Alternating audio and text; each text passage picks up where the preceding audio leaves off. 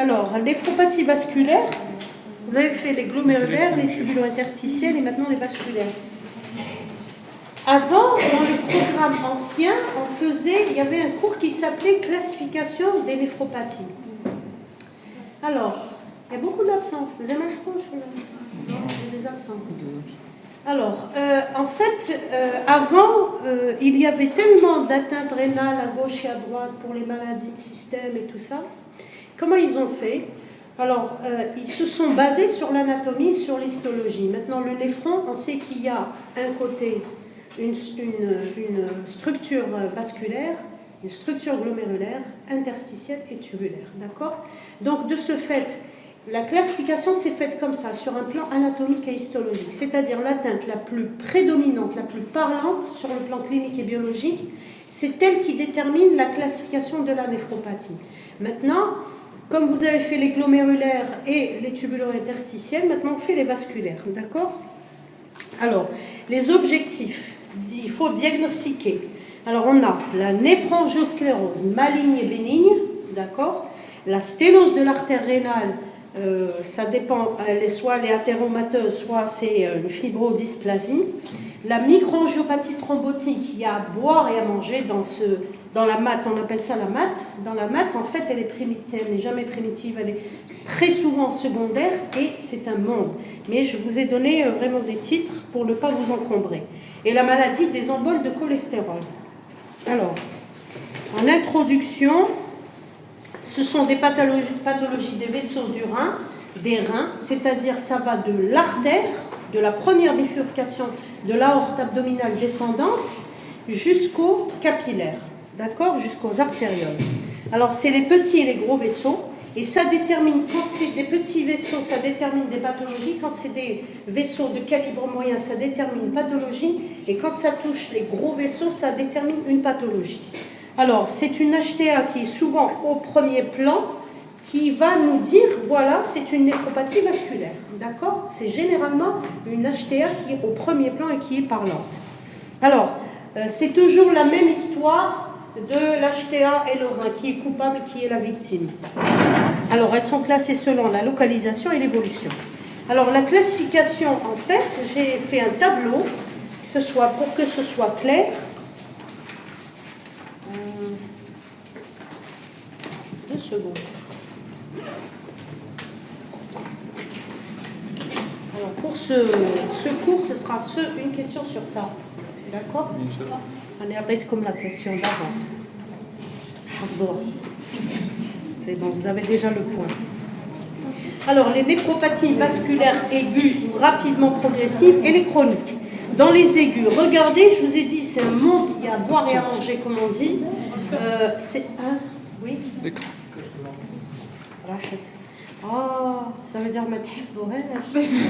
جيبوا le point. Oh, عطيته لكم généreusement, sincèrement. Allez. نحيو عادي. Allô. Bismillah, parce que vous touchez. Ça. Essayez de l'enlever, on va enlever. Ça, il faut signaler ce câble, hein, parce que sinon, c'est pas possible. Durant l'année, ça dépend les PC. Ça va être... ça dépend les PC. C'est bon. Voilà. Où je fais le PC tel. Non, il y a des PC, il est normal, il y a des... T'es sophistiqué. Déjà, c'est un tactile. C'est bon. Non. Je sais même pas dans quelle position. Regarde. Ça. L'Algérienne. Ah, ben ça marche. Voilà, c'est ça l'astuce. Très bien. Alors, on a le syndrome de microangiopathie thrombotique, c'est ce qu'on appelle la MAT, dans laquelle vous avez le syndrome hémolytique et urémique, le CHU, nous on dit CHU. Vous avez fait pédiatrie? Non. Quand vous allez faire pédiatrie, vous allez rencontrer souvent ce CHU en pédiatrie. Déjà, il y a un garçon de 8 ans qui a fait un CHU, mais c'est toi, non? Bismillah.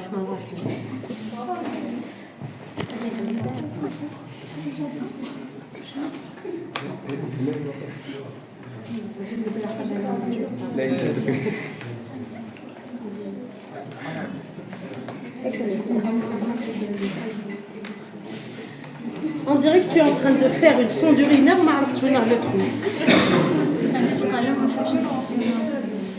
شفتوا sondage urinaire? Oui. Est-ce que le sondage urinaire est plus difficile chez la femme ou chez l'homme? Chez l'homme. Pourquoi? L'anatomie. Pardon? L'anatomie.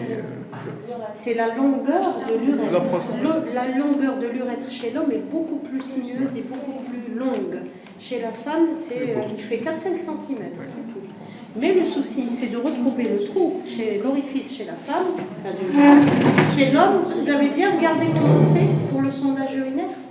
Pour l'homme, c'est une technique assez particulière. C'est-à-dire, on prend son machin, son organe, on le baisse, il est à l'horizontale, on introduit sa butte, et après, qu'est-ce qu'on fait? On le met parce qu'il y a une insuffisance rénale aiguë. Le PTT, on va le voir, c'est quoi? C'est le purpura thrombocytopénie. Alors, c'est l'HTA et néphroangiosclérose maligne, tout ce qui est vaisseaux rénaux, de tout calibre, ça touche tous les calibres des artères. Alors, les emboles de cristaux de cholestérol concernant les petits calibres, l'occlusion aiguë primitive ou secondaire des artères rénales, la périartérite noueuse macroscopique et la crise aiguë sclérodermique. La sclérodermie se manifeste généralement, comment on la diagnostique? Par une HTA maligne qui va se manifester avec de l'insuffisance rénale.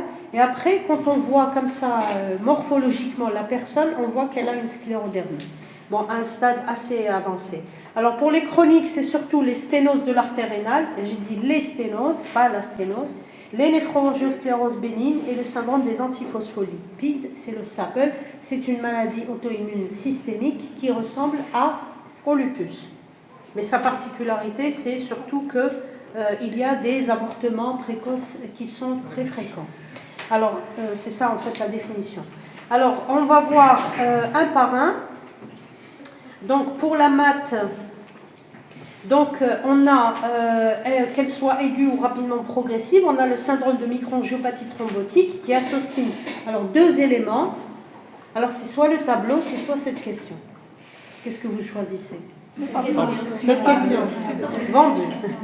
Alors c'est une anémie hémolytique, d'accord, mécanique, c'est-à-dire que quand on demande le frottis chez les hématos, on va voir qu'il y a une anémie hémolytique et on peut demander carrément le Coombs. On a l'aptoglobine qui est basse et les LDH qui sont élevés avec présence de schizocytes. Je vais vous les montrer, c'est quoi les schizocytes? Ça s'écrit schizocyte, mais on dit schizocyte. Et c'est une thrombopénie de consommation. Les schizocytes, c'est ça en fait. Regardez les hématies comme elles sont belles à côté. Et celle-là, en fait, elle est complètement fracturée. D'accord? Pourquoi elle est fracturée? Parce que c'est très simple. L'hématie, le globule rouge, quand il passe, il est cassé. Parce qu'il passe par de la turbulence. Comme il y a un thrombus, en fait, puisqu'il y a de l'hémolyse, et en fait, il passe par des canaux, enfin des artères qui sont bouchées à plusieurs endroits. Alors quand ils passent, ils se fractionnent, en fait. Ils sont cassés. Les hématies sont cassées. Comme un rocher. Pardon? Comme s'il a passé par un rocher. Oui, voilà, c'est exactement ça. C'est comme les assiettes qui se cassent quand on les amasse comme ça, et puis à un certain moment, vous passez dessus et vous les cassez. C'est la même chose. Alors, l'histoire des hématies en assiette empilées aussi, c'est dans la drépanocytose. D'accord? C'est la même chose. Alors, à l'histologie, on a une occlusion des lumières des arcs. Donc, elle dit que c'est il y a la question.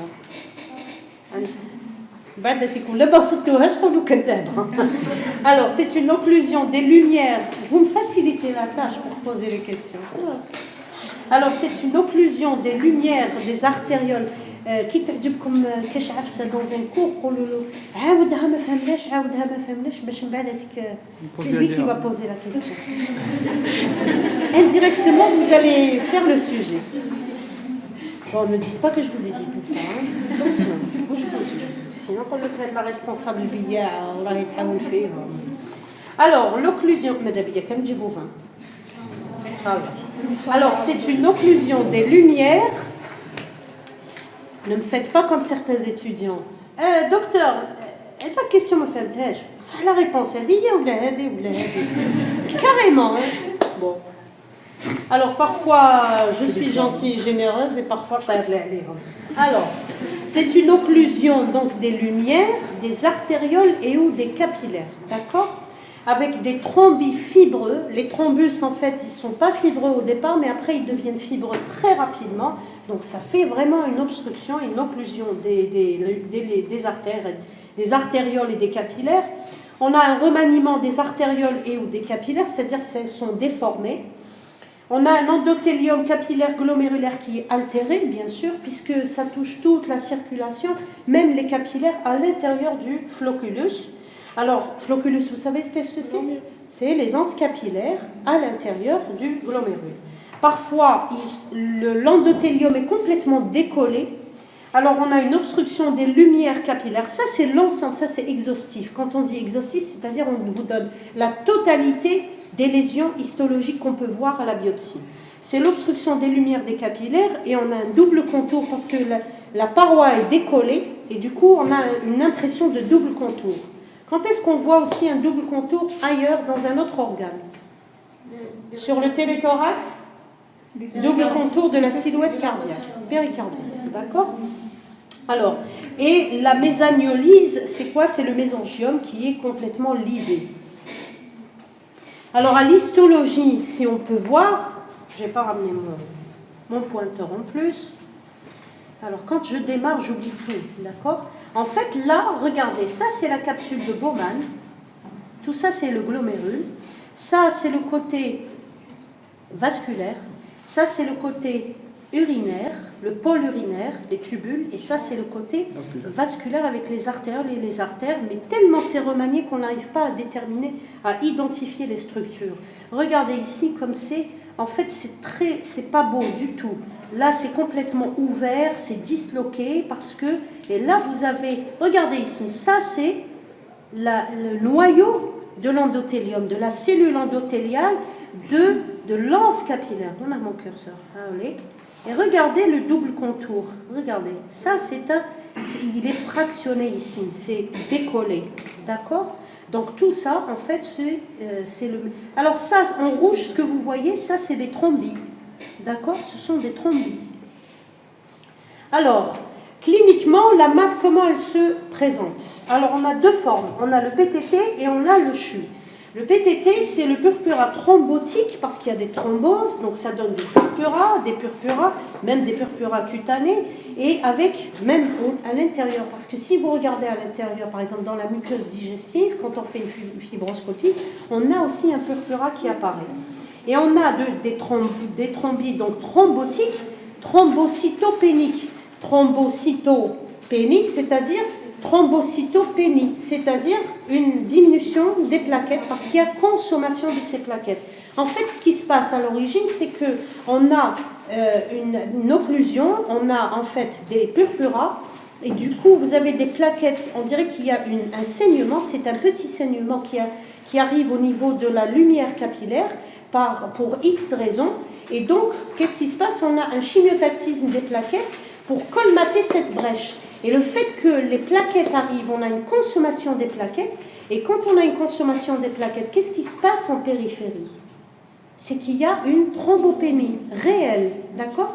Parce que toutes les plaquettes, la majorité des plaquettes, elles viennent colmater la brèche, et donc ailleurs, il y a des saignements. Donc après, les plaquettes, elles vont repartir aussi là où il y a une brèche. Donc ça consomme énormément. Donc on a une thrombopénie de consommation et on a des thrombis partout. Parce que les plaquettes, c'est ce qu'on appelle le clou plaquettaire. Et après, on a de la fibrine dessus, et donc ça va faire une occlusion, une thrombose artérielle. D'accord? C'est multifactoriel. Je vous ai dit pour X raisons. Ça peut être auto-immun, ça peut être d'origine infectieuse. On va le voir. D'accord? Ça fait comme une petite CIVD qui est disséminée, en fait, dans tout le corps. Parce qu'il y a eu un phénomène inflammatoire déclencheur. C'est soit une maladie de système, c'est une maladie inflammatoire, c'est soit toxique ou alors c'est infectieux. D'accord? Alors, donc, on l'appelle le syndrome de Moscovitz, atteinte cérébrale, thrombopénie profonde. Quand ça atteint le cerveau, les artères du cerveau, qu'est-ce que ça donne? Ça donne des AVC, des AIT, un état confusionnel. On a une thrombopénie profonde avec une atteinte rénale absente ou modérée. Pour le moment, au début, on n'a pas d'atteinte rénale. Pourquoi, à votre avis? Qui a encore le passage? Non, parce qu'il y a toujours, réfléchissez en nombre. On a 1 250 000 de néphrons à droite et de l'autre côté, c'est pareil. Donc même s'il y a une atteinte de certains néphrons, de certains glomérules et des artérioles, il y a toujours beaucoup de capital néphronique qui est compensateur. D'accord? Ça explique pourquoi l'atteinte rénale est absente, mais si ça perdure dans le temps, c'est clair qu'il n'y a plus de compensation ou alors on a une atteinte modérée. Elle touche surtout les adultes. Alors, le CHU, syndrome hémolytique et urémique, l'atteinte rénale est au premier plan, avec insuffisance rénale aiguë, une hypertension. D'ailleurs, quand on voit le garçon, Dr Gamrar et Aïd Saadi de la pédiatrie, ça fait, on est dans la 4e semaine, c'est un enfant de 8 ans, un garçon de 8 ans, qui avait un cancer, qui était traité par chimiothérapie. Après, il a développé une HTA maligne avec une insuffisance rénale aiguë. Donc, la première des choses, je lui ai dit, est-ce qu'il a fait un syndrome diarrhéique ou un syndrome infectieux? Elle m'a dit, oui, il a fait de la diarrhée. Mais elle m'a dit, pour elle, c'est la néphrotoxicité des drogues de la chimiothérapie. Je lui ai dit, on peut incriminer la chimiothérapie, mais ça ressemble à une GNA, premièrement, une glomérulonéphrite aiguë, ou à un CHU. Je lui ai fait penser à un CHU. Je lui ai dit, cherche les schizocytes. Là, depuis jeudi, on a commencé ça. On l'a envoyé à parler pour le dialyser, parce que son insuffisance rénale s'est dégradée. Il a fait pratiquement 100 de créatinine. Maintenant, il est à 33, mais de 33, il n'a pas bougé. Donc, on était obligé d'aller dialyser pour épurer. Et je lui ai dit, normalement, ce n'est pas l'hémodialyse, c'est les échanges plasmatiques. Parce que son plasma contient une inflammation, une consommation du complément, des fractions du complément, parce qu'il a un complément qui est bas. Donc ça rejoint des deux diagnostics de glomérulonéphrite aiguë ou de syndrome hémolytique et urémique. Donc du coup, je lui ai demandé de faire des échanges plasmatiques. Son plasma doit être retiré et remplacé par un autre plasma neuf. C'est-à-dire on enlève carrément les complexes humains, les anticorps, l'inflammation, vous avez compris. Donc on fait l'échange plasmatique pour essayer de guérir très rapidement pour que le processus ne continue pas dans le temps. Parce que s'il continue dans le temps, ce patient ne va pas récupérer sa fonction rénale.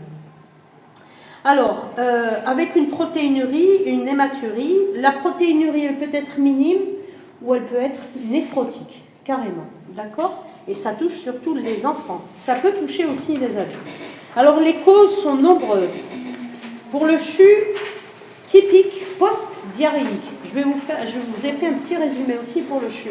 Parce qu'en pédiatrie, vous allez dire, ah, on l'a vu en neurologie, en néphrologie, pardon. Alors, le CHU typique post-diarrhéique, ce sont des diarrhées secondaires aux entérobactéries, surtout à l'Escherichia coli, un Escherichia coli avec un sérotype particulier qui est très méchant, et on a des secondaires aux salmonelles et les shigelles. Donc, un enfant qui fait un syndrome diarrhéique, il faut s'attendre dans la semaine ou la 2e semaine à ce qu'il fasse une hypertension ainsi qu'une insuffisance rénale aiguë. Donc, un enfant qui fait une insuffisance rénale aiguë, il faut toujours chercher dans les 15 jours précédents s'il avait fait une diarrhée. D'accord? C'est très important. Parce que le pronostic est très bon, en fait, heureusement. Alors, le CHU atypique, c'est des mutations génétiques. En fait, là, le CHU atypique, c'est surtout toutes les maladies de système et toutes les maladies auto-immunes et inflammatoires qui peuvent entraîner un syndrome hémolytique et urémique chez l'adulte. D'accord?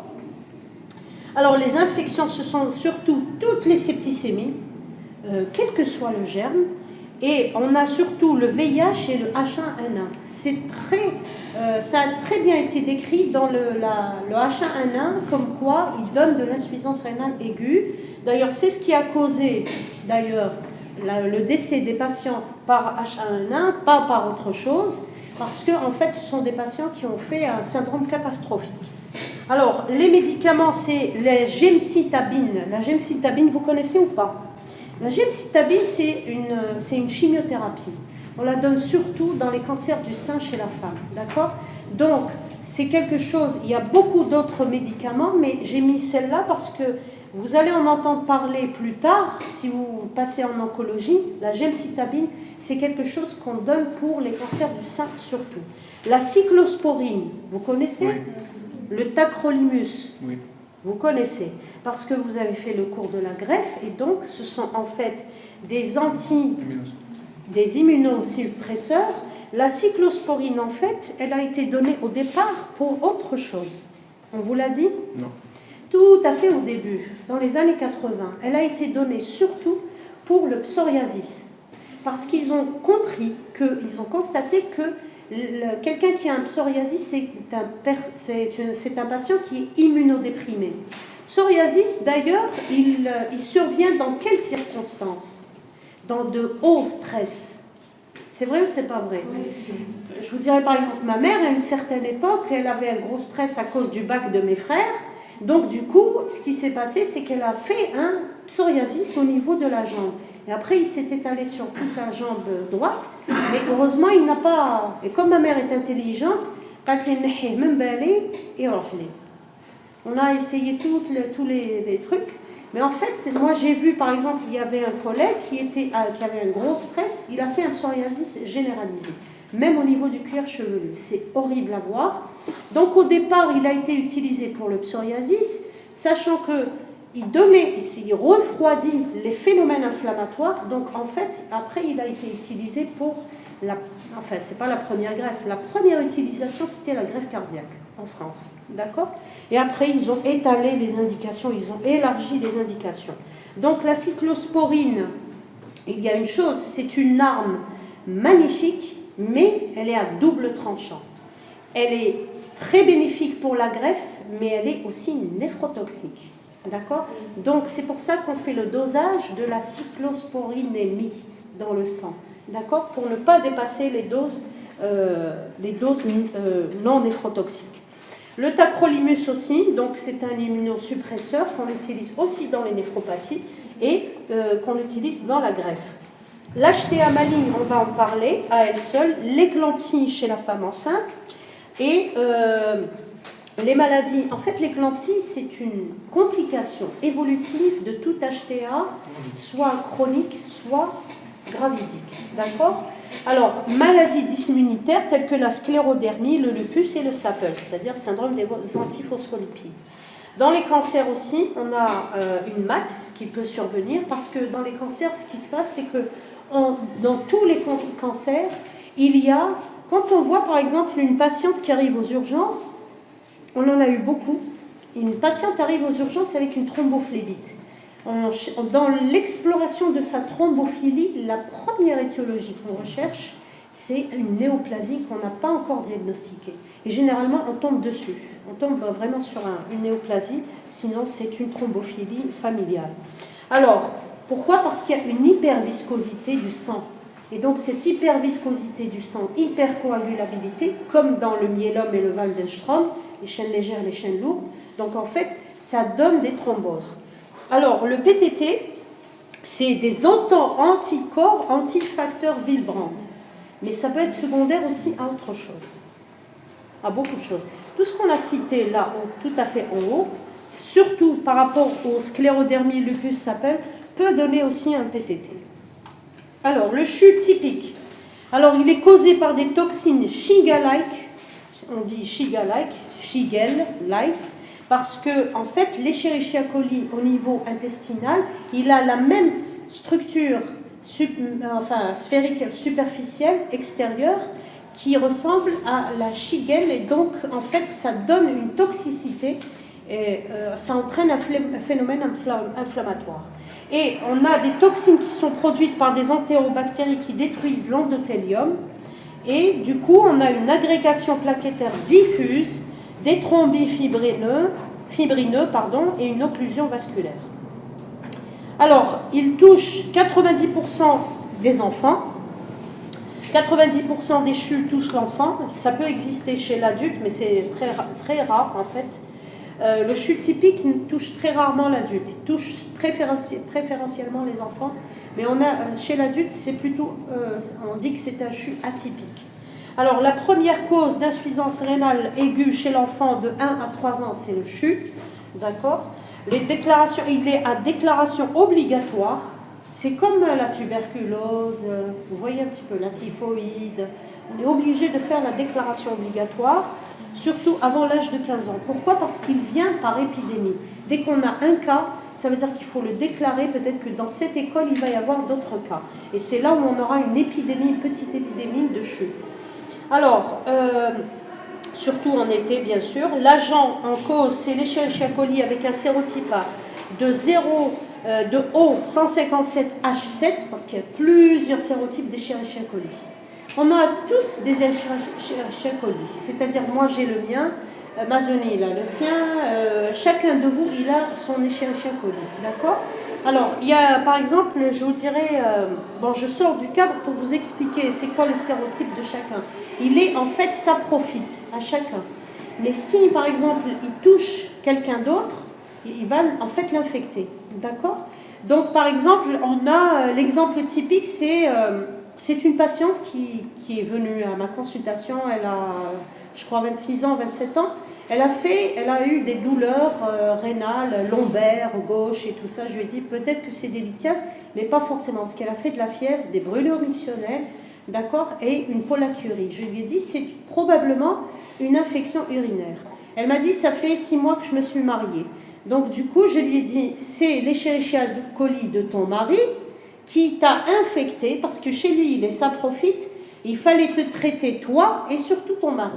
Mais en fait, après, j'ai convoqué son mari pour le lui expliquer, d'accord ? Parce qu'à un certain moment, elle va avoir, après chaque rapport, elle va avoir encore une fréquence d'infection urinaire. Donc, je leur ai expliqué les deux pour que pour qu'il n'y ait pas aussi d'antibiothérapie excessive, d'accord ? Parce que sinon, il va y avoir une résistance, et s'il y a résistance, après, ça va devenir problématique pour les deux, d'accord ? Alors, le début est brutal avec un syndrome infectieux, diarrhée sanguinolente, bien sûr, vomissement, fièvre et tout ça, bien sûr. J'ai mis ça sous le contexte de syndrome infectieux. Il existe aussi une insuffisance rénale aiguë anurique. Pourquoi ? Parce qu'en fait, il se vide. On a une hypovolémie, une déshydratation très rapide. Les enfants se déshydratent. Comme les sujets âgés, ils se déshydratent très rapidement. D'accord ? Donc, en fait, il y a une hypovolémie, une déshydratation qui va entraîner une insuffisance rénale aiguë fonctionnelle qui va devenir organique si le diagnostic est tardif. Oui ? Dû à la diarrhée. Pardon ? L'anurie. La déshydratation due à la diarrhée. C'est des pertes digestives basses et hautes. En fait, c'est un enfant qui fait de la fièvre, donc il perd de l'eau. Il fait des vomissements, donc il perd de l'eau. Il fait de la diarrhée, il fait une déshydratation. Donc le fait qu'il soit vide, ce qu'il y a, c'est qu'il va faire une insuffisance rénale aiguë fonctionnelle. Et dans l'insuffisance rénale aiguë fonctionnelle, c'est l'oligoanurie puis l'anurie. D'accord ? Après, la base du traitement, c'est quoi ? C'est le remplissage. On va le remplir, on va le réhydrater. Maintenant, les sels de réhydratation. Vous avez déjà goûté les sels de réhydratation ? C'est dégueulasse. On impose ça aux enfants. Alors, la biopsie, j'ai mis en rouge et en point d'interrogation. Est-ce que c'est utile ? Non, c'est inutile, puisque le tableau est typique. C'est comme l'histoire. Vous avez fait syndrome néphrotique. C'est comme l'histoire du syndrome néphrotique chez l'enfant. Est-ce qu'on fait une biopsie ? Non, parce qu'on l'a tellement étudié, c'est tellement typique qu'on le connaît, c'est même pas la peine d'aller faire une biopsie. Quand est-ce qu'on fait une biopsie dans le syndrome néphrotique de l'enfant ? Moins de 1 an. Moins de 1 an. Résistance à la Je n'ai pas dit moins de 3 ans. Plus de 3 ans, vas-y. résistance aux corticoïdes. C'est lorsque son évolution change. Impur. Gardez ça en tête. Vous allez voir ça en pédiatrie. C'est-à-dire un enfant, il a un syndrome néphrotique typique. On ne fait pas de biopsie. On fait la corticothérapie. Et après, on voit dans l'évolution, soit corticodépendant, soit corticorésistant. soit qu'il commence à faire de l'impureté, comme il a dit Masoumi. D'accord? C'est-à-dire son évolution devient atypique. Quand l'image, le syndrome néphrotique pur et son évolution devient floue chez cet enfant, là, il faut aller faire une biopsie. Ça veut dire qu'il y a autre chose. Ce n'est pas la néphrose lipoïdique qui est en cause. D'accord? Bon, moins de 3 ans, c'est la biopsie. C'est clair. 3 ans, bien 1 an. Oui, on dit 3 ans, on dit 1 an, parce que normalement, c'est à partir de 3 ans, c'est la scolarité, donc c'est la crèche et tout ça. Mais sinon, en fait, bon, ça peut aller jusqu'à 3 ans. Mais normalement, moins d'1 an, c'est vrai que c'est la biopsie systématique. Alors, elle est inutile. Par contre, le diagnostic, on le fait surtout par la coproparasitodécèle, à la recherche de cet Escherichia coli ou d'autres germes. Et surtout par la PCR, on fait la PCR et donc on peut avoir un sérotype. Alors le traitement est symptomatique, il est purement symptomatique. Lorsqu'il existe, donc, comme on a dit, une hypovolémie, il faut remplir. Lorsqu'il y a un syndrome infectieux avec une CRP augmentée, tout ça, on sait qu'on donne un antibiotique. Il faut respecter la diarrhée. Il ne faut jamais l'arrêter parce qu'il est en train d'évacuer.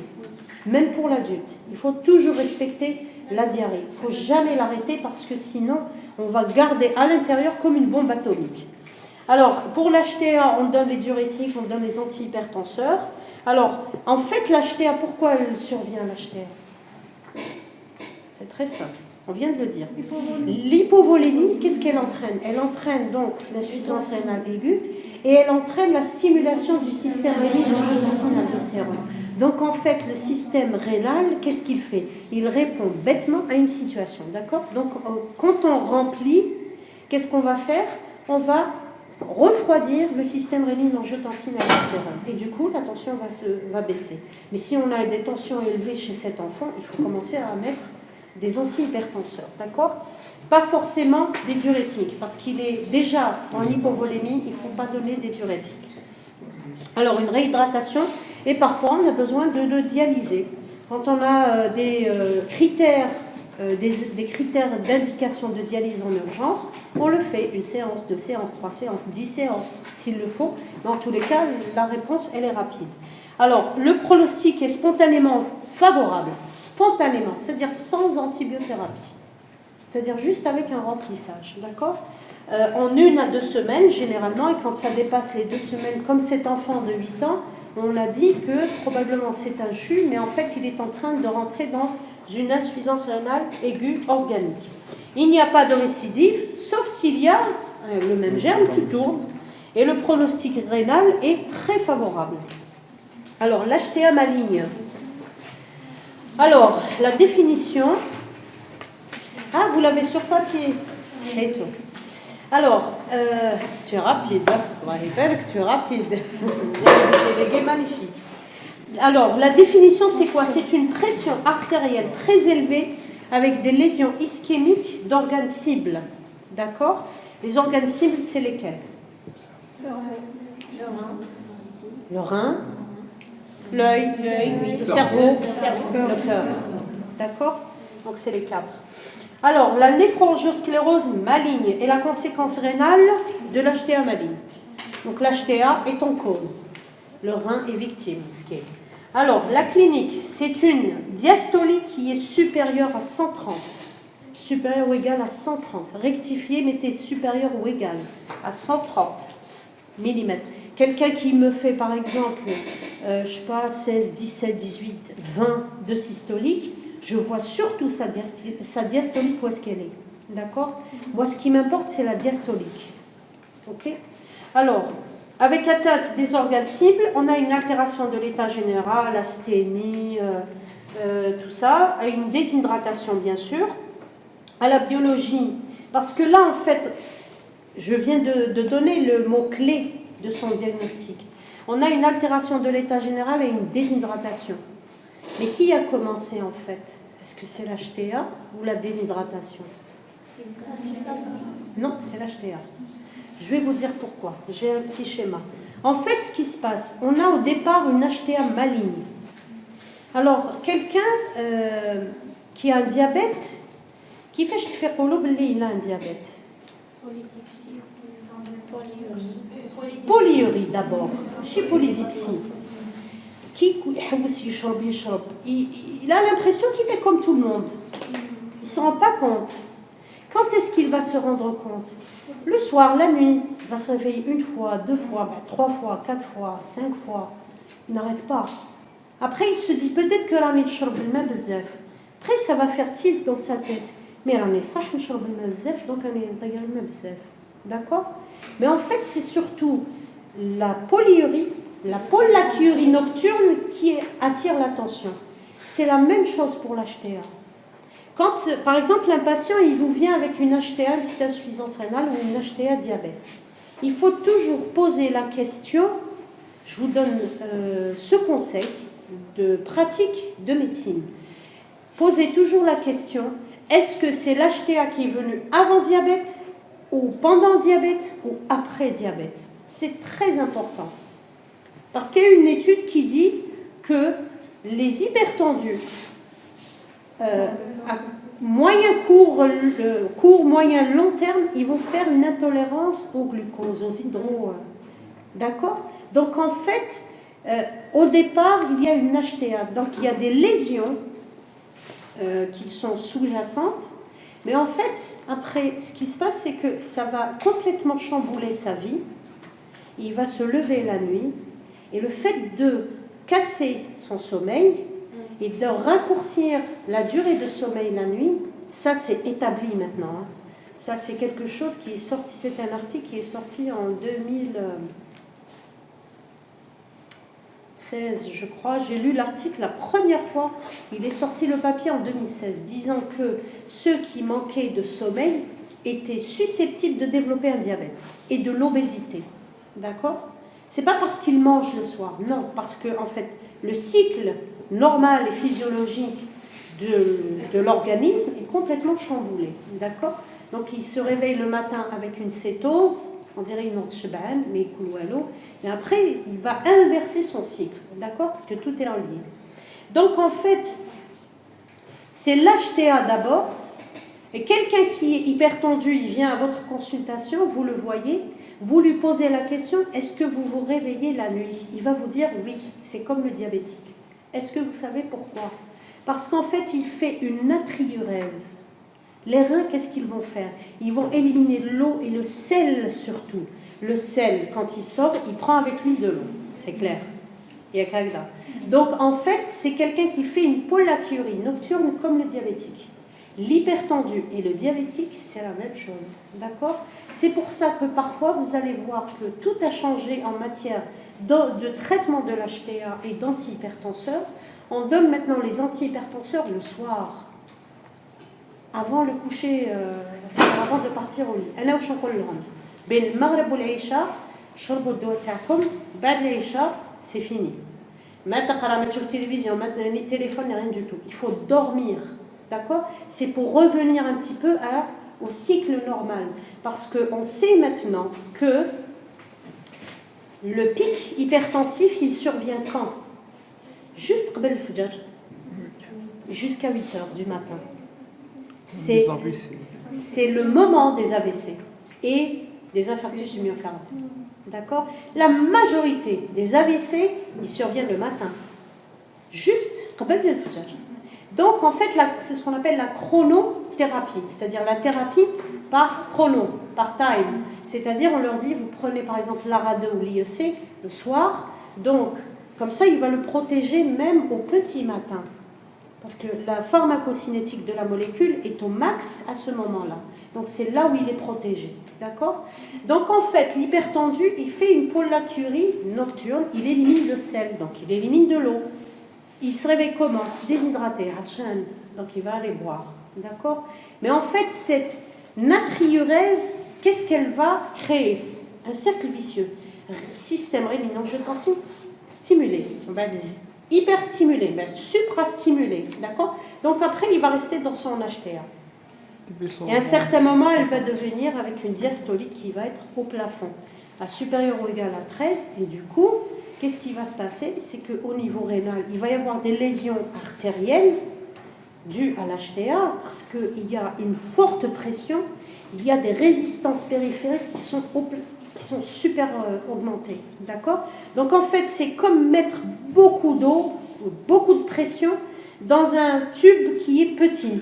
Qu'est-ce qu'il va faire? Il va tenir, il commence à se dilater. Après, il doit se recontracter parce que, en fait, il doit revenir à la normale. Parce que, en fait, il y a une natriurèse, donc ça va faire comme ça dans l'artère. Gonflement, vasoconstriction, vasodilatation. À un certain moment, qu'est-ce qui se passe? Il y a de l'inflammation et il y a une fibrose. C'est ce qui donne l'onde artérique. La média et l'intima, la média surtout, c'est un muscle comment? Lisse. Donc, à commande involontaire, et du coup, ce muscle va gonfler, hypertrophie, comme l'HVG, comme l'hypertrophie ventriculaire gauche. Parce que, en fait, il doit contrecarrer, c'est comme dans un avion.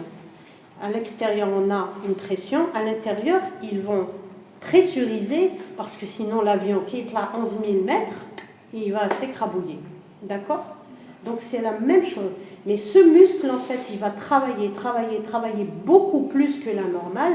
Et du coup, il va y avoir de la fibrose qui va s'installer. C'est ce qu'on appelle l'artériosclérose. Ce sont des artères rigides. Et du coup, l'HTA va être permanente. Qu'est-ce que ça veut dire? Ça veut dire le moment où votre patient arrive avec une HTA, vous lui faites l'automesure ou vous lui faites la MAPA, l'HTA est établi. Après, vous la gradez, grade 1, 2, 3, d'accord? Et vous recherchez les organes cibles. Mais avant, il était hypertendu. Mais en fait, ça faisait le yo-yo, comme ça. En sinusoïdal. Mais à un certain moment, elle ne tient plus, elle va se scléroser.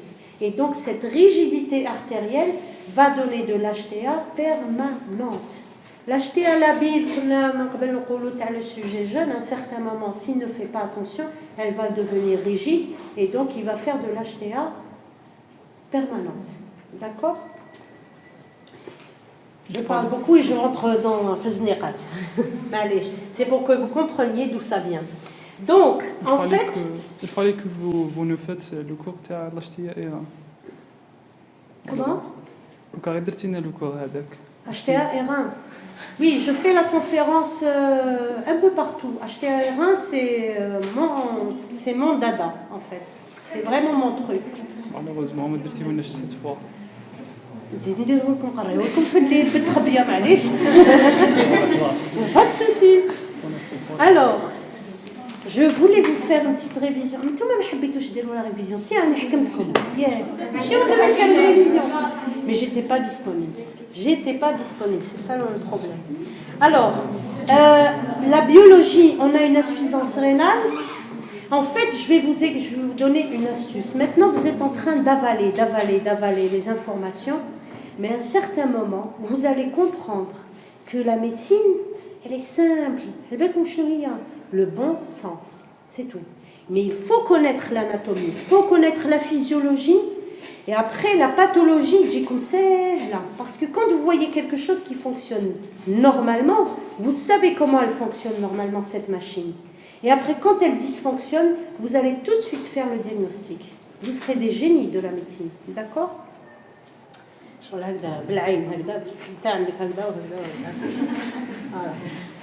Alors, à la biologie, on a une insuffisance. Je vous donne les astuces. C'est-à-dire, la médecine, c'est pas du blabla. Hein, c'est vrai que vous avalez maintenant, mais après, vous allez comprendre que l'anatomie et la physiologie, c'est la base de tout. D'accord? Alors, on a une insuffisance rénale, une protéinurie variable qui peut aller de minime jusqu'à néphrotique. On a une anémie, des schizocytes, bien sûr, une hypokaliémie. Pourquoi on a une hypokaliémie? C'est un hyperaldostéronisme secondaire. Il est induit. Il n'est pas voulu. Parce que le système rénine, angiotensine, aldostérone, comme c'est une cascade de réactions. Donc, allez. Et puis, du coup, qu'est-ce qu'il va faire? C'est un hyperaldostéronisme secondaire. Quand on dit secondaire, ça veut dire qu'il a été induit.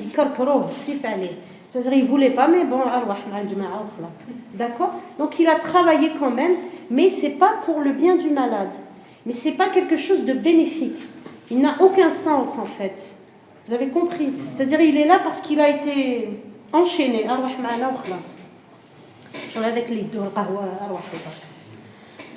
Alors, la biopsie rénale, est-ce qu'elle est faite ou pas? Non. Ça ne sert à rien puisqu'on connaît les lésions. Elle a été faite au départ sur nécropsie pour savoir qu'est-ce qui se passe. C'est comme l'histoire du syndrome néphrotique de l'enfant, c'est comme le CHU typique de l'enfant. C'est la même chose. C'est comme un lupus sans atteinte rénale apparente, significativement, cliniquement et biologiquement apparente. On sait qu'est-ce qu'il y a dans le grade 1 du lupus, dans l'atteinte rénale du grade 1 du lupus. Ça ne sert à rien d'aller faire une biopsie.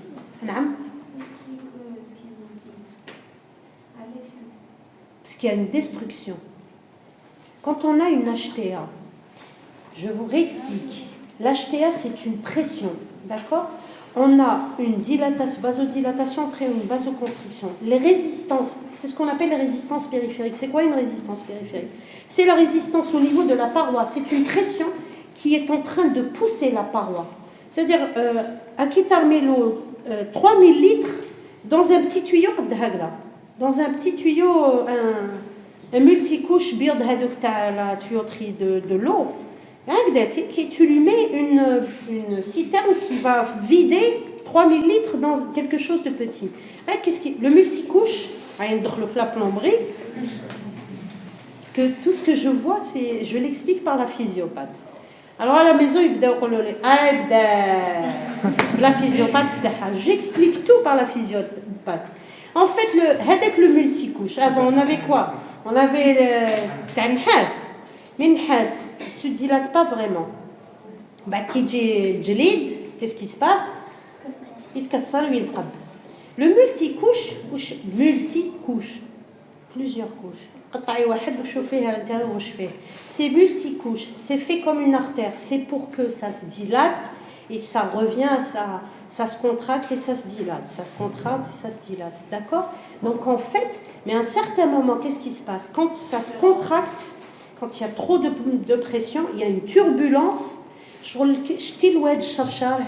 la même chose. Donc les hémacines, elles sont fragiles, elles ne sont pas très costauds, hein? Attention. Donc elles vont se déformer, elles vont se bousculer, raquer.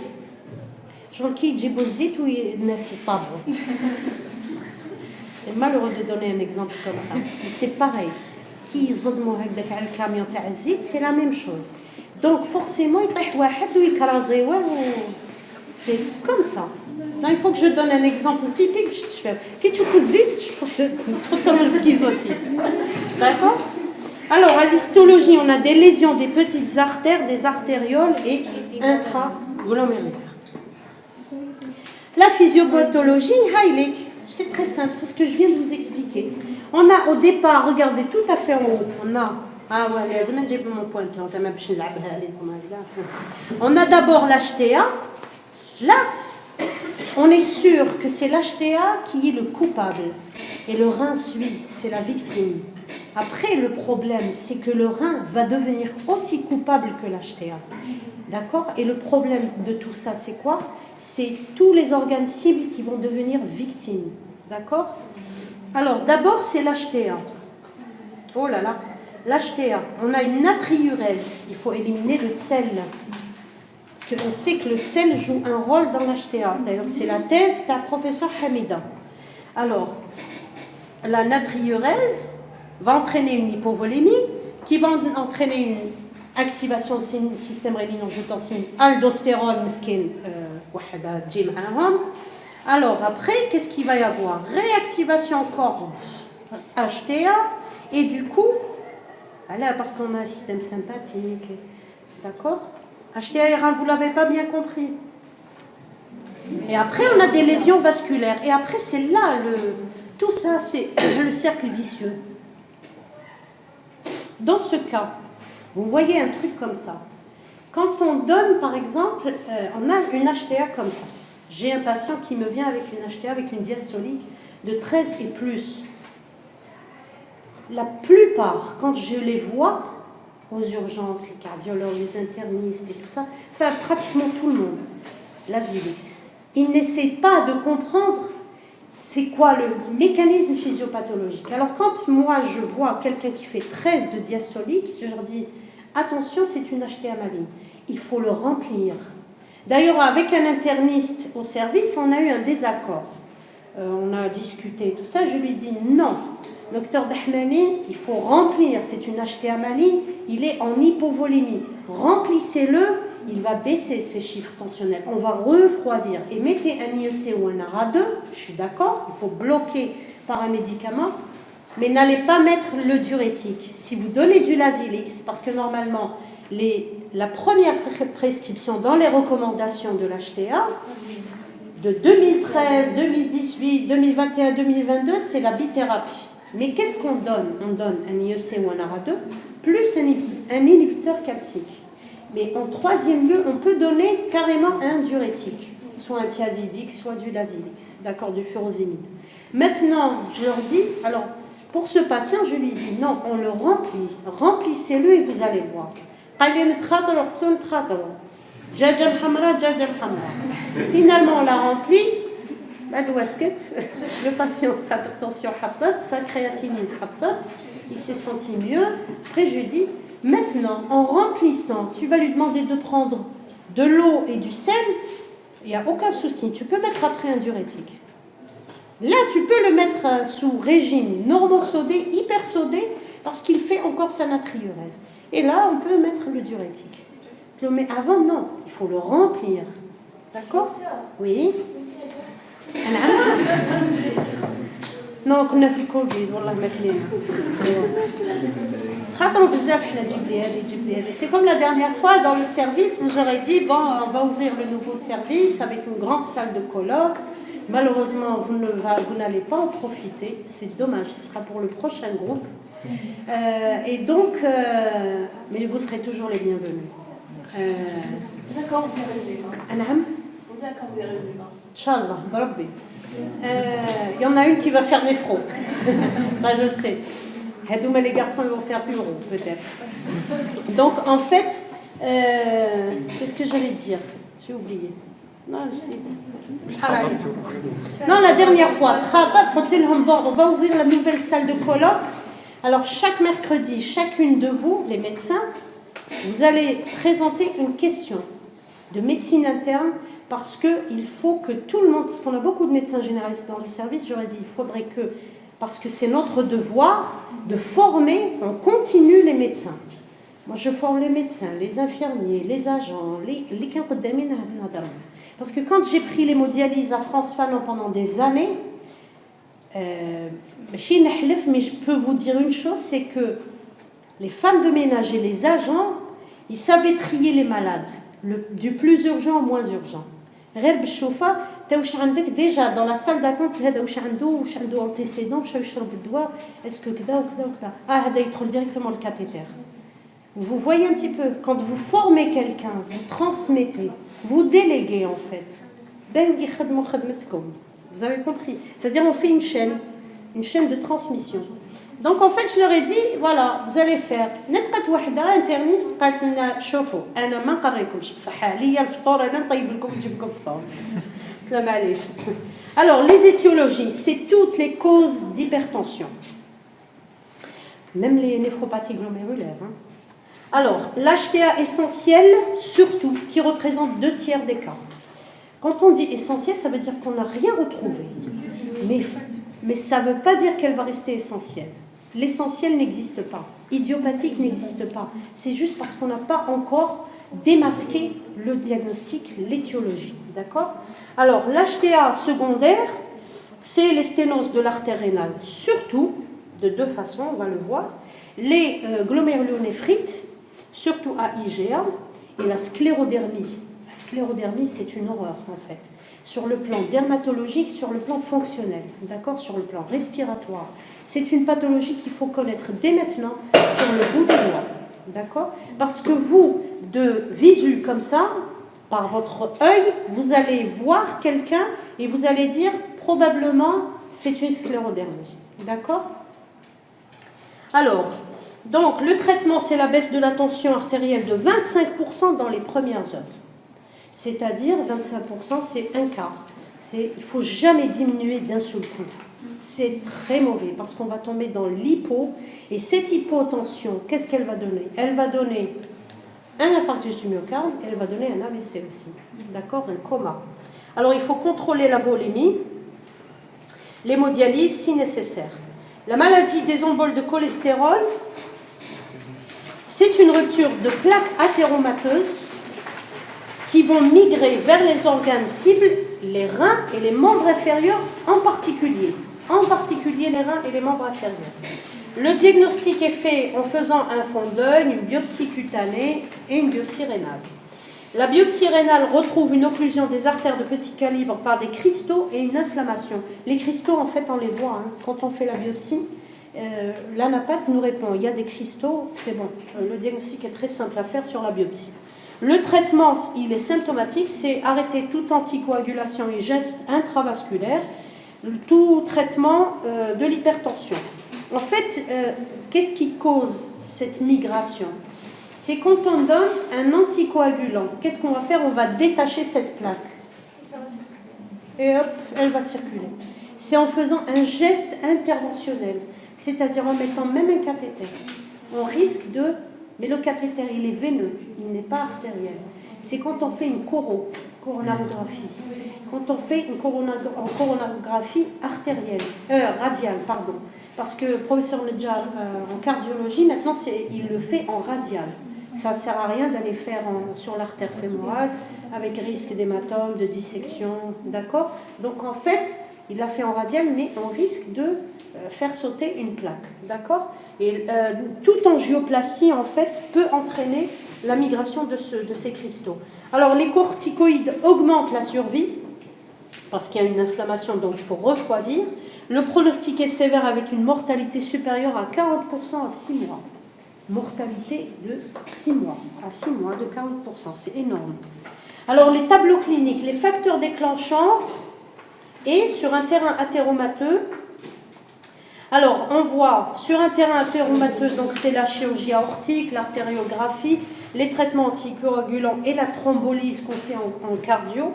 Les signes cliniques, c'est une insuffisance rénale aiguë avec des orteils pourpres, livédo et gangrène distale. On le voit, ça fait ischémie, c'est une ischémie en fait.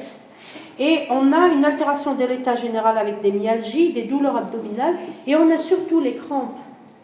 J'ai oublié de mettre, là ça revient automatiquement, c'est les crampes, c'est quelqu'un qui vous fait des crampes à la marche. Alors, une vision trouble parce qu'il y a atteinte de la rétine. Sur le plan neurologique, c'est quelqu'un qui fait un AVC, un AIT, une confusion mentale. Donc, vous voyez, si, par exemple, vous voyez tous ces signes cliniques, ce sont des circonstances de découverte. Quand quelqu'un fait un AVC, il faut penser aux cristaux de cholestérol. Ne l'oubliez pas. On a tout ce qui est athéromateux et tout ça, mais il ne faut pas oublier les emboles de cholestérol.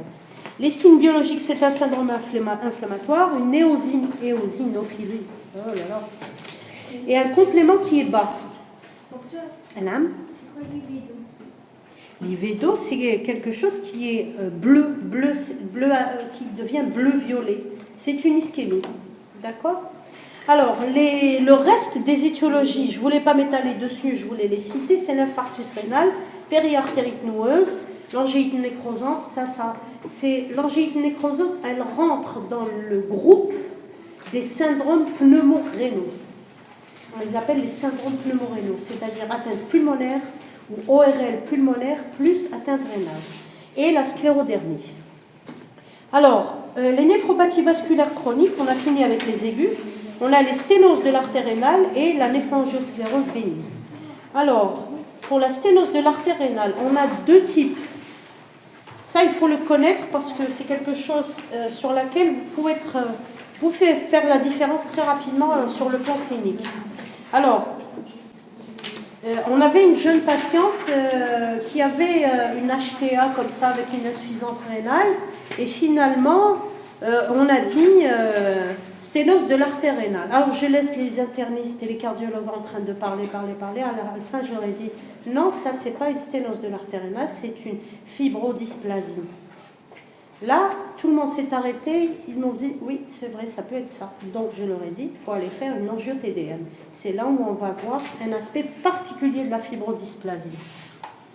Alors, donc, l'incidence de la sténose athéromateuse et de la fibrodysplasie médiane, en fait, ça, c'était des paragraphes, j'ai mis un tableau, c'est mieux.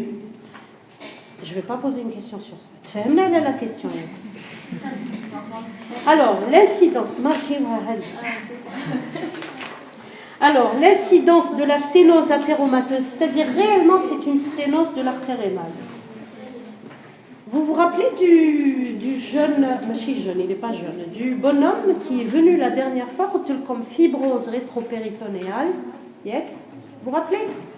Avec insuffisance rénale, HTA et fibrose, découverte d'une fibrose rétropéritonéale. Fibrose rétropéritonéale, c'est une plaque qui est en rétropéritonéale, dans le dos, qui est collée au rein. D'accord? Il a eu une urétérodronéphrose, surtout à droite, c'était un rein gros comme ça, parce qu'il y avait engainement des urtères et des pieds longs, et en plus, engainement et compression des artères rénales. Quand j'ai appelé le professeur Oudlarbi, il m'a dit, tu me l'envoies, je crois que j'en ai parlé le lundi, mardi, j'appelle Oudlarbi, le lendemain matin, il est parti le voir. Il lui a fait monter les sondes, ça n'a pas marché. Les sondes ne sont pas remontées, il y avait un obstacle. Donc à ce moment-là, qu'est-ce que je fais? Puisqu'il a des antécédents d'adénite tuberculeuse traitée en 2006, donc je vais le réhospitaliser et je vais le mettre sous corticothérapie.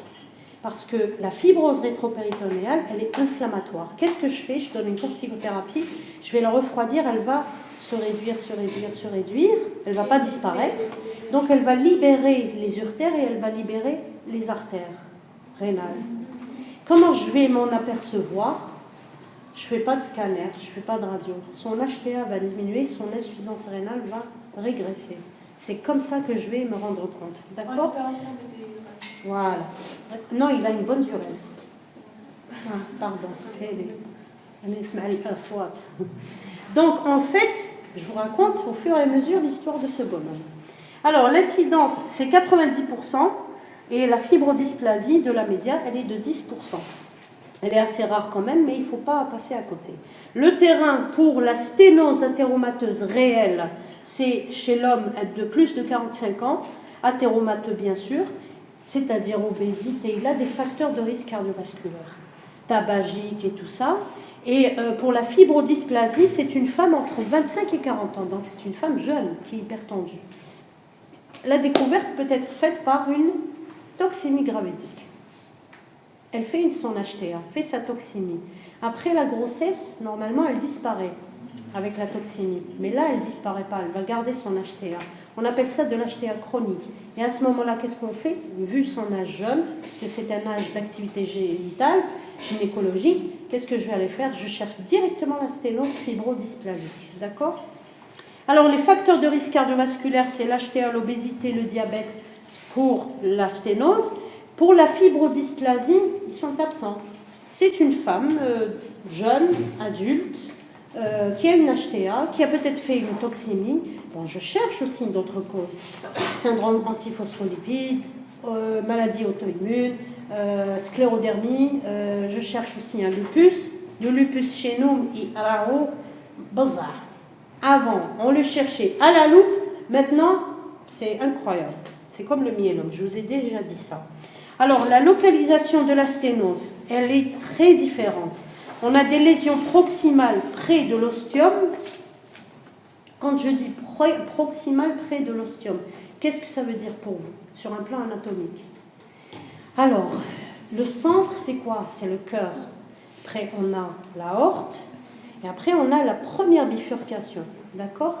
La première bifurcation, quand on rentre, ça, c'est proximal, parce que c'est près du cœur. Distal, c'est intra-rénal. D'accord? Donc, proximal, l'ostium. L'ostium, c'est-à-dire la bifurcation, et surtout à l'intérieur, quand l'artère rénale commence à se bifurquer. C'est ça, l'ostium. L'ostium, quand on dit ostium, c'est général. On peut dire, par exemple, un ostium, je sais pas, veineux, artériel, intestinal. D'accord? C'est quelle que soit la lumière. Bilatéral, avec dilatation post-sténose. C'est-à-dire on a une sténose, et on a une dilatation en amont, avant, pas après. Vous êtes d'accord? Avant. Parce qu'il y a ça fait une boule.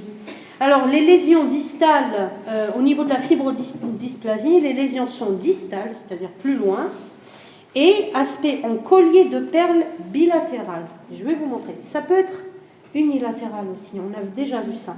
Ça commence généralement par un côté, et après ça rejoint, ça reprend de l'autre côté. Vous savez pourquoi? Est-ce que vous savez pourquoi? Parce que généralement, c'est comme ça. Ça commence par un côté, et après, ça prend de l'autre côté. Parce que, mine de rien, notre organisme, il est coupé en deux. Le côté gauche n'est pas comme le côté droit. Quand on dit bilatéral, sinon, dans ce cas, on aurait un rein droit qui ressemble au rein gauche, alors qu'il ne se ressemble pas. Il se ressemble structurellement, mais déjà la forme, elle n'est pas la même. Ça veut dire que, et en plus, l'artère rénale gauche est plus longue que l'artère rénale droite. D'accord? Alors, le risque de thrombose est élevé, bien sûr, puisqu'il y a un terrain athéromateux, et plus faible dans la fibrodysplasie. Alors ça, c'est la SPAR.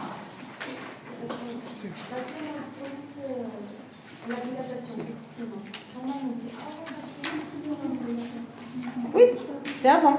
C'est pas post. Pré, elle est pré, oui. Mais quand on dit post, c'est-à-dire, en fait, elle est pré, elle n'est pas post, mais elle est pré.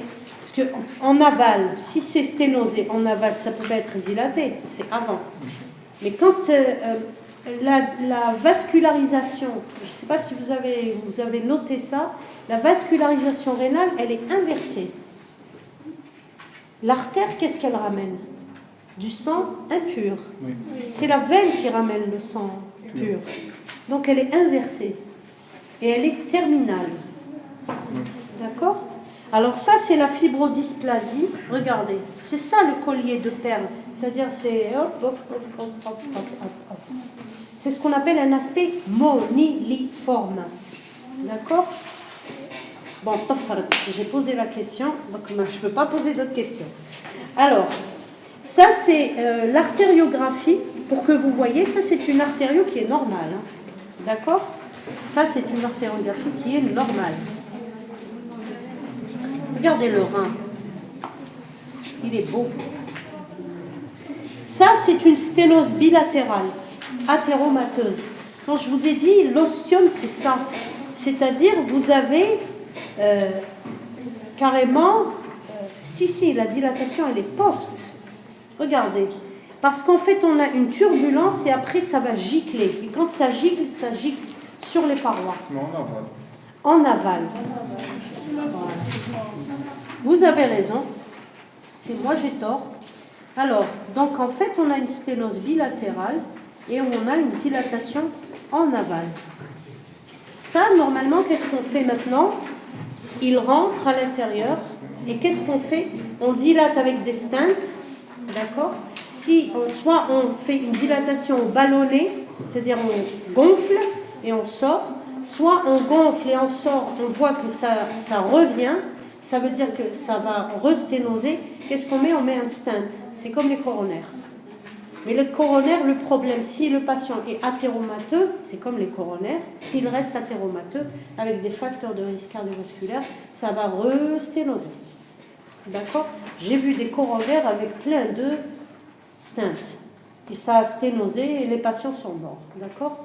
Il y a une chose que j'ai oublié de vous dire. La fistule, la veine, quand elle commence à thromboser, on fait la même chose que pour les coronaires et pour les artères rénales.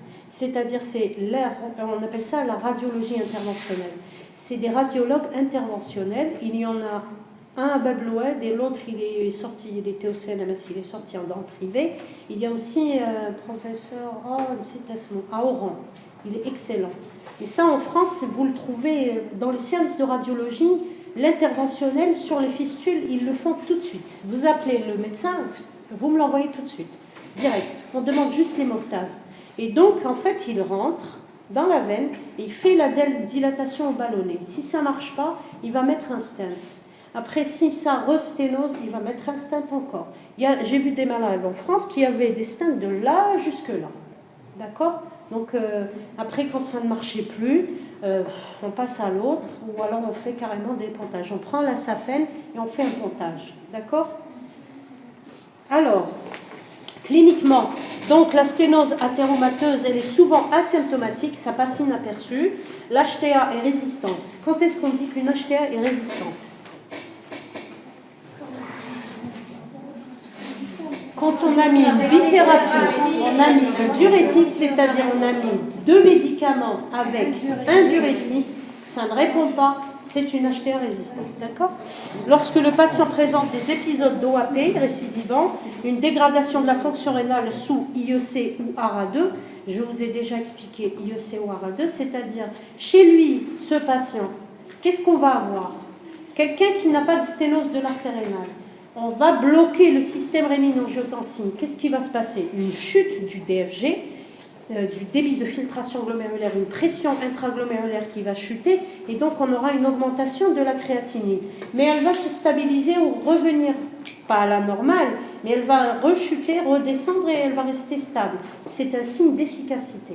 Si je vois que ma créatinine, je donne un IEC ou un ARA2, je vois que la créatinine augmente, à ce moment-là, c'est une sténose de l'artère rénale. D'accord? Donc à ce moment-là, je vais aller chercher cette sténose. Alors, on a une insuffisance rénale chronique sur sténose de l'artère rénale bilatérale. C'est ce qu'on appelle la néphropathie ischémique.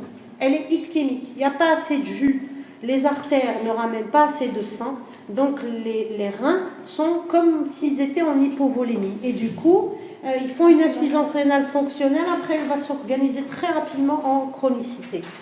Alors, pour la fibrodysplasique, c'est une HTA sévère et symptomatique, parce qu'il y a des déformations et que ça, c'est pas comme l'autre qui est insidieuse. Elle est lente, puis après on a l'HTA, elle va devenir résistante. Plus ça sténose dans l'athéromateuse, parce que l'athéromateuse c'est progressif. Mais dans la fibrodysplasie, non, c'est brutal, c'est assez brutal. Ça sténose, dilatation. Vous avez compris, aller chez un collier de perles. Justement, il y a de la dilatation post-sténose. Ça gicle, en fait, c'est dilaté. Et quand c'est dilaté, la paroi, qui va changer? Le problème, c'est qu'en fait, qu'est-ce qui se passe? L'inflammation fait que, en fait, il y a ça resténose. Et après, vous avez ça gicle en post-sténose. Et après, vous allez avoir tic-tac, tic-tac, tic-tac. D'accord? C'est bon, vous avez compris? Oui. Oui. Alors, parfois, on a une hypokaliémie et une alcalose métabolique par hyperaldostéronisme secondaire, tout simplement. L'aldostérone a été induite en erreur. Alors, le diagnostic des sténoses de l'artère rénale, l'échographie. Intérêt de l'échographie, parce qu'on a une asymétrie des reins, en fait. C'est-à-dire la sténose de l'artère rénale, en fait, vous avez, elle ne s'installe pas en même temps, simultanément, non. C'est l'athérosclérose, en fait. Elle s'installe doucement et sûrement. Donc elle commence par l'artère, là où il y a un terrain. C'est-à-dire elle peut commencer à droite, elle s'étend à gauche, ou là à gauche, elle s'étend à droite. D'accord? Parce qu'elle suit la circulation. Alors, le Doppler des artères rénales, il est facile. Facile d'accès, j'ai trouvé dans la littérature, mais chez nous, bon, c'est pas trop facile d'accès, mais bon, ça va. Facile, et ses limites, c'est l'obésité, bien sûr, parce que on sait que c'est des ondes, des ultrasons, donc en fait, il faut que ça traverse le panicule adipeux pour arriver, donc on aura certainement une appréciation qui est hasardeuse et qui n'est pas très nette. Alors, le Doppler nous donne les flux, le degré de sténose, la mesure des résistances. Alors, parfois, on a des résistances intrarénales qui sont très élevées, et c'est ce qui expliquerait, en fait, l'HTA. Et c'est une valeur prédictive de réponse au traitement, c'est-à-dire est-ce qu'on doit être très agressif avec les médicaments ou pas, d'accord? Alors, pour le Doppler, concernant les sténoses de l'artère rénale, en fait, c'est l'obésité, c'est opérateur dépendant. C'est comme l'échographie, c'est la même chose. C'est-à-dire, je place comme ça et l'autre, il place comme ça. Lui, avec son œil, il voit une chose, moi, je vois autre chose. C'est opérateur dépendant. C'est ça la limite de l'échographie, en fait. Le scanner spiralé, c'est-à-dire le CT scan, c'est une visualisation directe de des artères rénales et une mise en évidence des calcifications. On revient toujours aux troubles minéralo-osseux et aux calcifications. Alors, on a une limite, c'est quoi? C'est la toxicité rénale, parce qu'on doit injecter, bien sûr, et c'est les irradiations. L'angio-IRM, c'est une visualisation directe aussi, c'est une absence de toxicité rénale. Généralement, on fait l'angio-IRM. Il n'y a pas de toxicité parce qu'on utilise le gadolinium, d'accord? Mais le gadolinium, on ne l'utilise pas quand la clairance est plus basse que 30 ml par minute. Parce qu'il suffit de faire une IRM ou 2 IRM dans sa vie pour avoir une maladie qu'on appelle la neurofibromatose systématisée. C'est quoi ça? C'est la fibrose qui s'installe parce que le gadolinium est toxique en fait pour tous les tissus mous et donc il va être toxique en installant une fibrose systémique, c'est-à-dire c'est quelqu'un qui va avoir une rigidité. C'est comme une sclérodermie très avancée. Donc à un certain moment, le patient va avoir comme une peau brûlée et on ne va pas comprendre qu'est-ce que c'est. D'accord? C'est quelque chose que les radiologues connaissent. Les radiodiagnostiques, ils connaissent très bien la pathologie, mais la majorité de la communauté médicale ne connaît pas cet aspect du gadolinium à long terme. Le problème, c'est qu'on injecte cette année, c'est comme les 2 ans de Covid, on n'a pas pu faire l'angioscan parce qu'il y avait une insuffisance rénale, on a fait l'angio-IRM. Et certains, on en fait 2 à 3 pendant les 2 ans. D'accord? Donc en fait, c'est quelque chose qui va se ressentir plus tard. Alors 2-3 IRM dans la vie, c'est forcément 10 à 15 ans après, 20 ans après, une neurofibromatose et qui est sous-diagnostiquée. On ne sait pas faire son diagnostic. Parce qu'en fait, on fait l'EMG et on fait surtout la biopsie. Alors l'artériographie rénale, ça on le faisait avant, on ne le fait plus parce que c'est toxique. C'est un examen de référence diagnostique et thérapeutique. Thérapeutique pourquoi? Parce que maintenant ça a été remplacé par l'angio-IRM, par le CT scan, c'est-à-dire ça nous permet de voir qu'est-ce qu'on va aller faire et d'aller faire un geste invasif endoscopique sur cette sténose. Alors, on a une injection d'iode qui entraîne une toxicité, des réactions allergiques aussi, et des emboles de cholestérol. Voilà. Oui, il y a une question? Alors, le traitement de la sténose de l'artère rénale, les objectifs, c'est quoi? C'est d'améliorer le contrôle tensionnel, bien sûr. C'est de prévenir l'insuffisance rénale et l'atteinte des organes cibles. Et c'est de réduire la mortalité surtout, cardiovasculaire.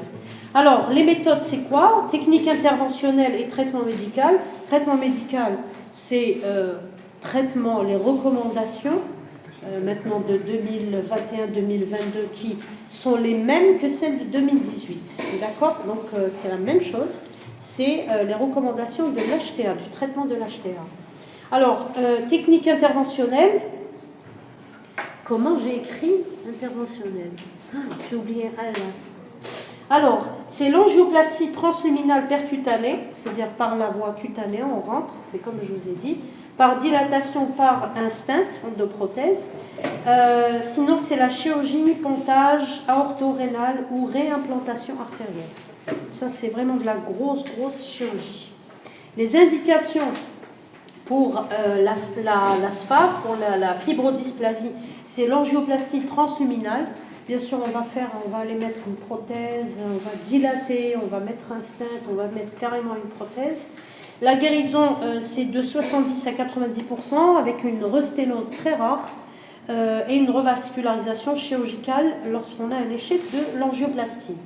Pour la sténose athéromateuse, le traitement médical, bien sûr, c'est le blocage du système rénine-angiotensine, c'est la surveillance surtout de la créatinine et du potassium, et il faut arrêter tout ce qui est facteur de risque cardiovasculaire. La revascularisation, s'il y a une insuffisance rénale, c'est un sauvetage rénal en fait. On sauve les reins surtout, d'accord, puisque ça régule toute la pression artérielle de l'organisme. Lorsqu'on a une HTA résistante, des OAP récidivants et une intolérance aux bloqueurs du système rénine-angiotensin-aldostérone. Alors les bloqueurs de système rénine-angiotensin-aldostérone, ils ont plein d'effets secondaires. Alors les IEC, l'effet secondaire majeur, c'est quoi? Ils sont très efficaces. Certains reviennent, les anglo-saxons, surtout les britanniques, qui reviennent sur les IEC. Ils préfèrent les IEC parce qu'ils ont on se rend compte qu'ils ont une meilleure activité, une meilleure pas tolérance, une meilleure efficacité au long terme que les ARA2. On ne sait pas pourquoi il y a je sais pas, bon, il n'y a pas eu de résultats encore de ces études, mais on sait que les Britanniques sont plus IEC qu'autre chose. Alors, les IEC, le problème, c'est la toux sèche. C'est la toux sèche. La toux quinteuse sèche. Le soir, c'est une horreur. Le patient ne dort plus et du coup, s'il ne dort plus, c'est une catastrophe pour le pronostic rénal, fonctionnel et tout ça. Les ARA2, ils ont, ce que j'ai constaté avec certains collègues, c'est que les ARA2, ils ont un phénomène d'échappement. Ils ont aussi des effets secondaires. Par exemple, je vous dirais l'irbésartan, la Provelle, le plus connu c'est la Provelle. Il donne parfois de l'intolérance qu'on n'arrive pas à expliquer. Ce n'est pas de l'hypotension, c'est une intolérance. Ils vous disent, je ne sais pas, ils ont des palpitations, ils dorment mal. Alors on change l'ARA2 en un autre ARA2, parce qu'il y a beaucoup de molécules ARA2. Donc qu'est-ce qu'on fait? Là on change, on switch. Mais ça a un effet plutôt placebo. Vous avez compris? C'est-à-dire c'est un effet psychogène, plus qu'autre chose. Mais parfois, avec les ARA2, et ils ont quand même une protéinurie qui augmente, et vous avez un déséquilibre tensionnel, alors je reviens toujours à la base, c'est l'IEC. Quand j'arrête les ARA2, je reviens à l'IEC, et après peut-être je reviens aux ARA2. D'accord? Donc en fait, les ARA2, ils ont un phénomène d'échappement réel, parce que je l'ai constaté. C'est des patients qui prennent l'irbésartan, par exemple, la Provelle, ça ne donne plus rien, et après je change Micardis, telmisartan, et je continue, d'accord? Mais parfois on tombe sur la bonne molécule et parfois non. Il y a en fait une combinaison, c'est les deux molécules en une seule, c'est-à-dire par exemple Exval, Exforge et tout ça, c'est inhibiteur calcique plus ARA2. Ça donne d'excellents résultats. Je pense que c'est l'inhibiteur calcique. Alors, pour l'athéromateuse, la chirurgie est exceptionnelle, sauf échec à l'angioplastie. Alors, pour les chroniques, la néphrongiosclérose bénigne, ça sent le brûlé, non? Oui. D'accord. Je croyais que c'était moi. Oui. Oui, bien sûr. Ça va pas? Fatigué?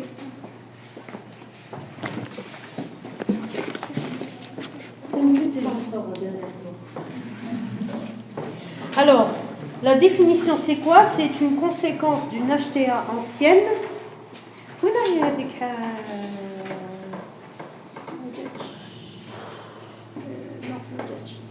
Alors, c'est une conséquence d'une hypertension ancienne insuffisamment contrôlée. C'est quoi? C'est un hypertendu indiscipliné, tout simplement. Avec la définition, tu as la néphrongiosclérose bénigne. C'est un hypertendu indiscipliné. Alors, c'était une HTA très simple, grade 1, mais il est indiscipliné. Donc, du coup, ça va devenir une néphrongiosclérose bénigne puisqu'il y a un retentissement sur le rein. Alors, elle peut entraîner une insuffisance rénale chronique terminale avec une oblitération progressive des petits vaisseaux par une endartérite fibreuse. L'endartérite, c'est ce que j'ai expliqué au début, c'est-à-dire qu'elles vont devenir rigides, les artérioles. C'est la seconde cause de l'insuffisance rénale chronique terminale. D'accord? C'est l'HTA. Ok? Alors, en dehors de toutes les néphropathies vasculaires, elle est fréquente surtout chez l'homme de race noire et les sujets âgés. Bon, un homme est indiscipliné de race noire, il est indiscipliné, sujet âgé, voilà. Alors, le diagnostic, c'est un diagnostic d'élimination, d'exclusion. C'est-à-dire quand vous n'avez plus rien, vous dites que c'est une NASP ou classe. Le terrain, c'est les antécédents cardiovasculaires, les facteurs de risque cardiovasculaire, sujet âgé, race noire. C'est une HTA ancienne mal équilibrée. On retrouve l'HVG, on retrouve la rétinopathie, c'est-à-dire c'est une HTA qui était 3 fois rien, qui est simple. Après, il y a tellement mermedha ou mermedrocho. Après, il y a une atteinte à la longue l'atteinte des organes cibles. Et donc, elle va entraîner carrément une insuffisance rénale terminale. On a un syndrome urinaire qui est pauvre, c'est vrai. On a une hématurie qui est absente, une leucocyturie absente. Quand on a une néphropathie glomérulaire et vasculaire avec, on va dire, présence de leucocyturie et ou de glycosurie. Qu'est-ce que ça veut dire? Les leucocytes et le glucose. C'est une néphropathie vasculaire, c'est une néphropathie glomérulaire. Pourquoi il y a du glucose dans les urines? Parce qu'il n'y a pas d'absorption, parce que les cellules tubulaires, elles sont touchées. C'est tellement atteint au niveau glomérulaire que ça commence à toucher les tubules et l'interstitium. Donc c'est un très mauvais pronostic. Nous qui avons une maladie de Berger, une IgA ou n'importe quoi, une GNC, et quand on commence à faire l'abscisse, on trouve la glycosurie, on dit ça y est, c'est bon, les carottes sont cuites pour lui. On le prépare pour la greffe ou la dialyse. C'est un signe de très mauvais pronostic rénal. Alors, la protéinurie modérée ou absente, carrément, les reins sont au début, mais après, bon, elle est absente. Après, elle est modérée, elle est minime. Regardez, au début, elle est absente, la protéinurie. Après, elle est minime. Après, elle est modérée, parce qu'il y a une atteinte glomérulaire et tout ça. On a une fuite des protéines. Et après, ce qui se passe, c'est qu'elle va se renégativer. Je vous ai déjà expliqué ça. Elle est négative, minime, modérée, ben hop, elle est négative. Pourquoi elle disparaît? Quand elle disparaît, ça veut dire que les glomérules, il y a une glomérulosclérose. Ça veut dire que les reins sont verrouillés. Ils sont bouchés. Ça veut dire que plus rien ne sort. Donc c'est l'insuffisance rénale. D'accord? Et irréversible. Alors les reins sont normaux ou réduits de taille, symétriques, avec des contours harmonieux, sans sténose de l'artère rénale. Le traitement, bien sûr, c'est les antihypertenseurs, mais regardez une chose, la cible de la tension. Ça, c'est important à connaître pour vous. Hein.